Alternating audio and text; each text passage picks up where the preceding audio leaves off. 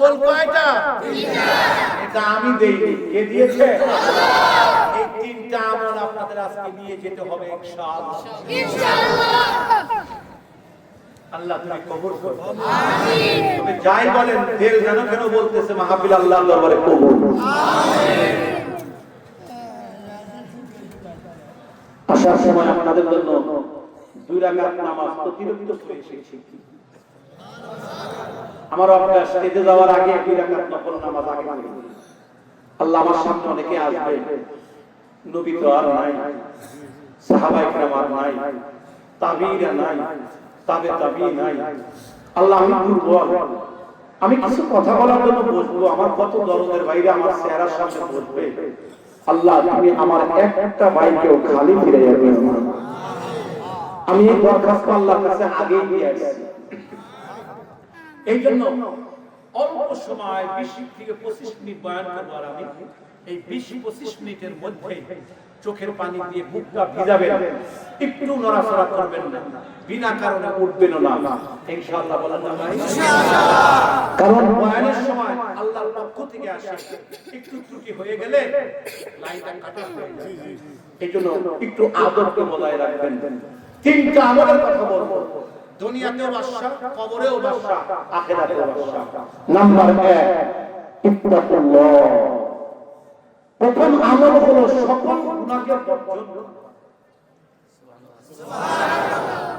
বলেন সকল গুনাহকে বর্জন করার চেষ্টা করা। মুসলমান ভাইরা আমার কথাগুলি খুব ধরে কান দিয়ে বুঝবেন। যদি গুনাহকে বর্জন করতে পারেন, আমার মালিক বলেন আমি তাকে এমনি ফিরে দেব না, আমি 10টা পুরস্কার দিয়ে আমার ওই বান্দাকে দুনিয়াতে আমি ধন্য করব। কয়টা পুরস্কার?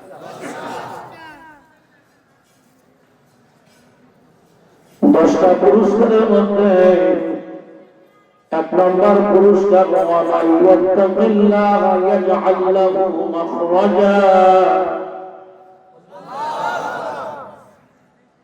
পশ্চিমা শক্তি যত ষড়যন্ত্র করুক, আমি আল্লাহ সব মুক্তির রাস্তা নিজ হাতে বের করে দেব।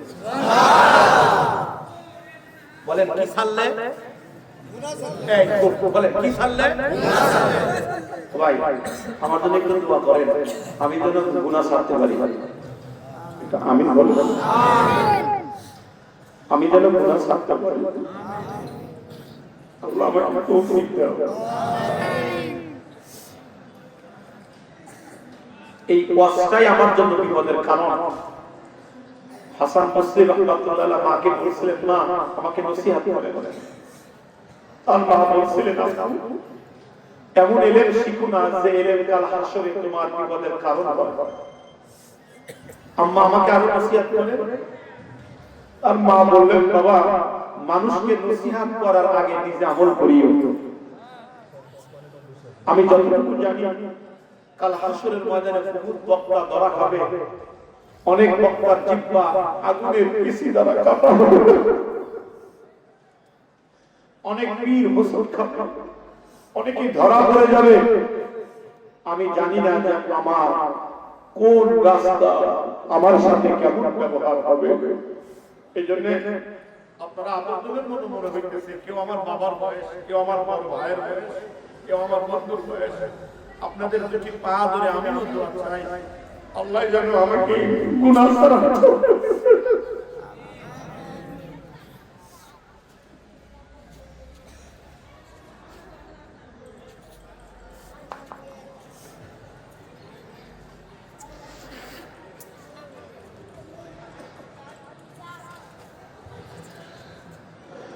মুসলমান ভাইরা আমার 2 নাম্বার পুরস্কার পাবেন।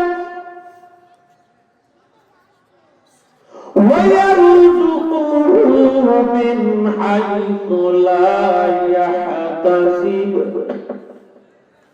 যদি কোনো মানুষ আমি আল্লাহর ভয়ে গুনাহকে বর্জন করে তার রিজিক এমন জায়গা থেকে দিব তার পরিকল্পনায়ও ছিল না। 3 নাম্বার ومن يتق الله يجعل له من امره يسرا আমি আল্লাহ তার সকল কাজকে ইজি করে দিব, সহজ করে দিব। রব বলেন ইত্তাকুল্লাহা ইয়াজআল লাকুম ফুরকানা, আমি আল্লাহ তাকে সত্য এবং মিথ্যাকে বোঝার তৌফিক দিব। রব বলেন ফা ইন্নাল্লাহা ইউহিব্বুল মুত্তাকিন, আমি আল্লাহ তাকে ভালোবাসা দান করব। রব বলেন ওয়া'লামু আন্নাল্লাহা মা'আল মুত্তাকিন, যদি কেউ গুনাহ বর্জন করে আমি আল্লাহ তার প্রতিকার হব। রব বলেন ওয়ালাউ আন্না আহলাল কুরা আমানু ওয়াত্তাকাউ লাফাতাহনা আলাইহিম বারাকাতিন মিনাস সামাই ওয়াল আরদ, আমি আল্লাহ আসমান আর জমিনের সমস্ত বরকতের দরজা খুলে দিব। রব বলেন ওয়াত্তাকুল্লাহ ওয়াআল্লিমুকুমুল্লাহ, যারা গুনাহ বর্জন করবে তাদেরকে বড় আলেম বানাইয়া দিব। রব বলেন যারা গুনাহ বর্জন করবে আমি আল্লাহ তাদের হাসরে বিনা হিসাবে বেহেশত দেব।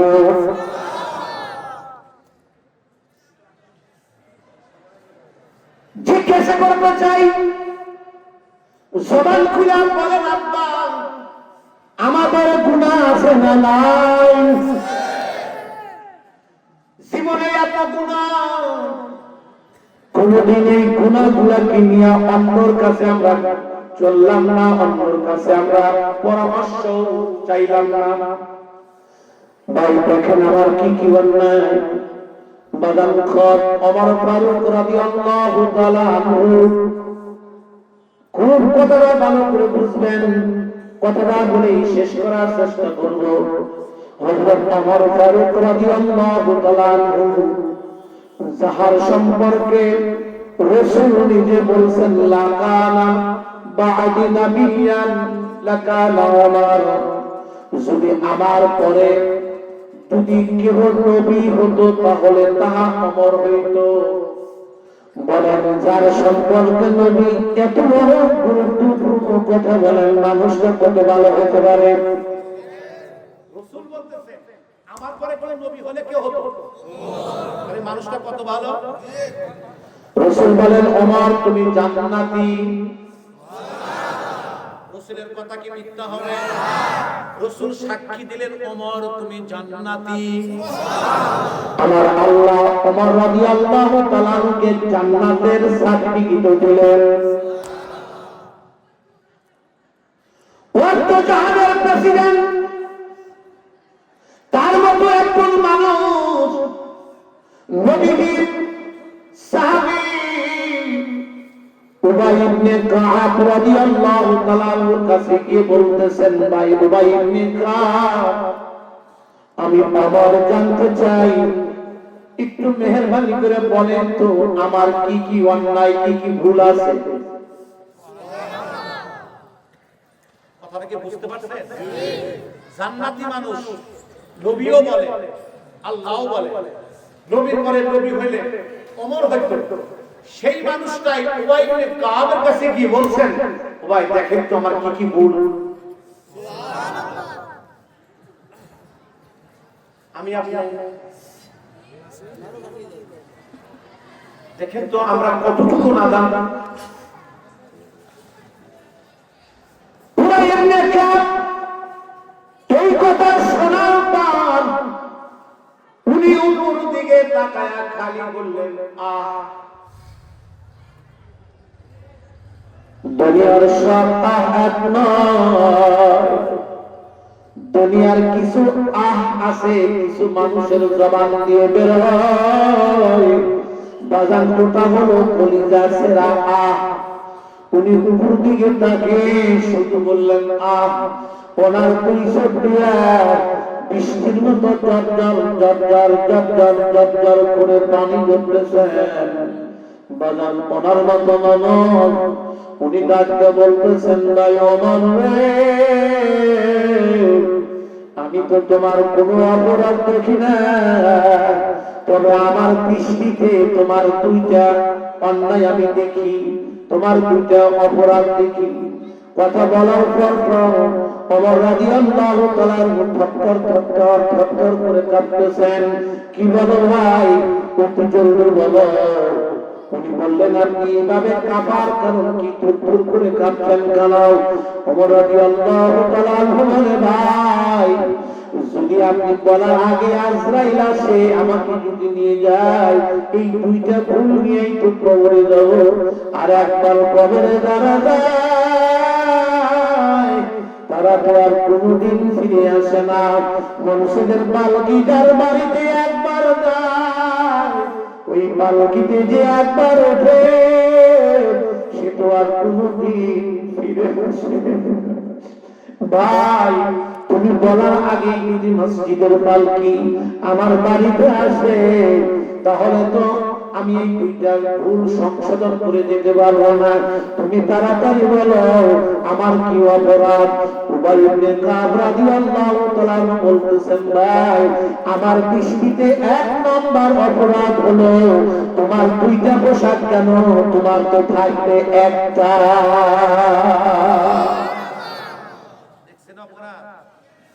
তোমার দুইটা পোশাক একটা কেন? আমাদের কয়টা করে আছে? অর্ধজাহানের প্রেসিডেন্ট একটা পোশাক থাকবে, তার দুইটা কেন এটা বলতেছে। দিনের বেলায় কাজ করে সেই পোশাক নিজের হাত দিয়া পরিষ্কার করে আপনার রাতের বেলায় শুকাইতে দেয়, ওইটা সকাল বেলা পরে। অর্ধজাহানের প্রেসিডেন্ট না আছে বড় ঘর, না আছে জিজ্ঞাসা করে, ভাই আমার একটাই ছিল, দুইটা হলো কেন?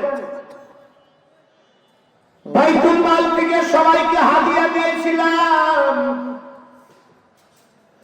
আমার ছেলেও একটি পেয়েছিল, আমিও পেয়েছিলাম, কিন্তু একটি কাপড় দ্বারা কিছুই হয় না। আমার সন্তান বলল, আব্বা আপনার যেহেতু একটি পোশাক, আমি আমার কাপড় হাতিয়ে দিলাম, এই দুইটা এক জায়গায় করে আপনি মেহেরবানি করে একটা জুব্বা বানান। তাই আমি বানিয়েছি, আমার একটাই ছিল, আমার দুইটা নয়। ওমর রাদিয়াল্লাহু তাআলা বললেন, ভাই আপনি পোশাকের উপর গুরুত্ব দিলেন কেন? উবাই ইবনে কাব বলেন, ভাই জীবিত মানুষের পোশাক বেশি দরকার মৃত্যুতে। ভাই দুনিয়াতে দুইটা পোশাক রেখে লাভ কি? আমার নবীর গায়ে যে পোশাক ছিল সেই পোশাকের মধ্যে 7 জায়গায় খেজুরের পাতার আপনার তালি ছিল।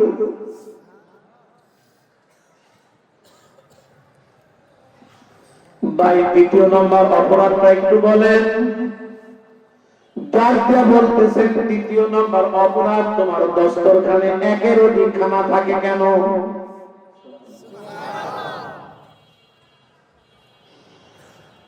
মুসলমান ভাইরা আমার, ওনার ছেলে আসছে আব্দুল্লাহ, চোখের পানি রাখতে পারবেন না। ওনার ছেলে আসলে নিজেই বাদী, এমন একটা লোক আসামি যিনি হলো রাসূলের নাতি হুসাইন রাদিয়াল্লাহু তাআলা আনহু। আব্বা জান, আমি আপনার কাছে একটি বিচার দাখিল করব, বিচার প্রার্থী আমি। বলে আসামিকে? বলে আসামি নবী মুহাম্মদুর রাসূলুল্লাহ সাল্লাল্লাহু আলাইহি ওয়াসাল্লামের নাতি হুসাইন রাদিয়াল্লাহু তাআলা আনহু। কি অন্যায়, কি অপরাধ? বলে রাস্তা দিয়ে যাচ্ছি, আমাকে গালি দিয়েছে। কি গালি? বলে তিনি বলছেন আমি নাকি গোলাম, আপনি গোলাম, আমি গোলামের বেটা গোলাম। ওমর রাদিয়াল্লাহু তাআলা আনহু এই কথা শুনে বলতেছেন বিচার অবশ্যই হওয়া দরকার, তাহলে তুমি তাকে ডেকে নিয়ে আসো। ডেকে নিয়ে আসেন। বলতেছেন তুমি আমার বাবার কাছে এসো, বাবার সামনাসামনি বলো, দেখি তোমার কত বড় সাহস। হুসাইন রাদিয়াল্লাহু তাআলা আসছেন, দেখি চলো যাই আমি বলি। তোমার বাবার সামনে দাঁড়ায় বলবো। বাবার সামনে যখন দাঁড়ায়, হুসাইন রাদিয়াল্লাহু তাআলা বলতেছেন আপনি গোলাম, আপনার বেটা হলো গোলামের গোলাম, বেটা হলো গোলামের বেটা গোলাম। আব্দুল্লাহ ডাক্তার বলতেছেন বাবা দেখেন আপনার সম্মুখে এই কথাগুলো পরিষ্কার করে বলে দিল। বাজার হুসাইন রাদিয়াল্লাহু তাআলা এবার বলে আপনার দেখেছেন তো, স্পষ্ট ক্লিন করে বলল। ওমর ফারুক রাদিয়াল্লাহু তাআলা চোখের পানি ছেড়ে দিয়ে বললেন বাবা কাগজ আর কলম নিয়ে আসো। কাগজ কলম যখন নিয়ে এসেছে, হুসাইন রাদিয়াল্লাহু তাআলাকে বললেন আপনার কত বড় সাহস, এই কাগজে গালিটা লিখে দেন। হুসাইন রাদিয়াল্লাহু তাআলা এই গালিটা কাগজের মধ্যে লিখতেছেন আপনি গোলাম, আপনার বেটা হলো গোলামের বেটা গোলাম। কাগজটা লেখার পরে ওই কাগজটা হাতে নিয়ে চোখের পানি ছেড়ে দিয়ে বলতেছেন বাবাজি রে আমার বিচার কমপ্লিট, বিচার আমার লাগানো হয়ে গেছে। বলে কেন? বলে যে এই কাগজটা লিখে দিল, এই কাগজটা তুমি রেখে দাও বড় হেফাজতে। আমি যেদিন মারা যাব আমার কাফনের কাপড়ের মধ্যে কাগজটা দিয়ে দিও। বলে কেন? বলে আমি আমার আমল আছে, আমি বিশ্বাস করি না। কি আছে আমার? আমাকে কবরে যখন রাখবে মানকার নাকি যখন প্রশ্ন করবে মার রব্বুকা, আমি বলবো আল্লাহ আমার কোনো আমল নাই, আমি স্বীকার করতেছি, তবে আমি যে রাসূলের গোলাম ছিলাম, তোমার গোলাম ছিলাম, নবীর নাতি সাক্ষী দিছে আল্লাহ।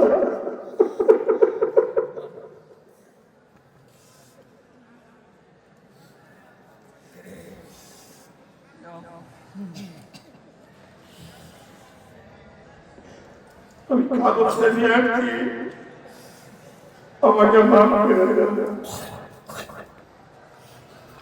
আমার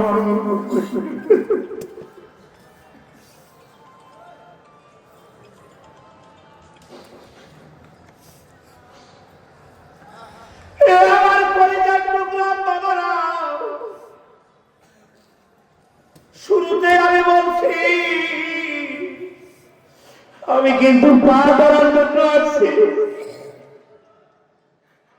আমি আপনাদের বক্তা নই, আমাকে আপনাদের ভাই হিসেবে মনে করতেন না, আমি আপনাদের পা ধরার জন্য আমি বক্তা নই বাবা। আমি পা ধরে বলতে চাই যে আমার নবী বলে জান্নাতি আল্লাহ সার্টিফিকেট দেন, এরপরে নবী বলে আমার পরে নবী বলে তিনি হতো, তার মতো কাগজ নবী বলে কাগজটা কাপড়ের কাপড়ে দিয়ে দিও। প্রশ্ন করার সময় আল্লাহ কেমন আমার কোনো আমল নাই, আমি তো গোলাম ছিলাম, এটা নবীজির নাতি সাক্ষী দিয়েছে, উসিলায় মাফ করে দেন বাবা। তোমার আমল কি রে? আমার আমল কি? কি নিয়ে যাচ্ছি এই ওয়ালের পাশে, এই তো ওয়াল, এটাই জানাজার মাঠ, এখানে হবে তোমার জানাজা। 2 দিন পরে এই ওয়ালের পাশে কি নিয়ে যাইতেছি আমি আর আপনি একটু চিন্তা করার বিষয় বাবা। এখান দেওয়ালের পাশে গেলে আর কোনো খবর থাকবে না। এই জন্য বাবা আমার কথা বুঝে আসুক আর নাই আসুক, বাজারের জীবনে আর কোনোদিন দেখা হোক চাই না হোক, আর যদি জীবনে কোনোদিন সামনে বসা হোক চাই আর না হোক, আপনাদের বুঝি বাজারে বলে গেল আমার নবীও বলছে বুদ্ধিমান তো ওই ব্যক্তিকেই বলা হবে যেই ব্যক্তি সব সময়ের জন্য চিন্তা করবে হায় রে আমি ছিলাম কোন জায়গায়, আমি আসলাম কোন জায়গায়, আমি যাব কোন জায়গায়। এই চিন্তা যারা করে রাসূল বলে এদের মতো জ্ঞানী আর দুনিয়াতে কেউ নাই। বাবারে যারা মৃত্যুর চিন্তা সব সময় করে হায় আমি কি নিয়ে আসলাম, আমি কি নিয়ে কবরের দিকে রওনা।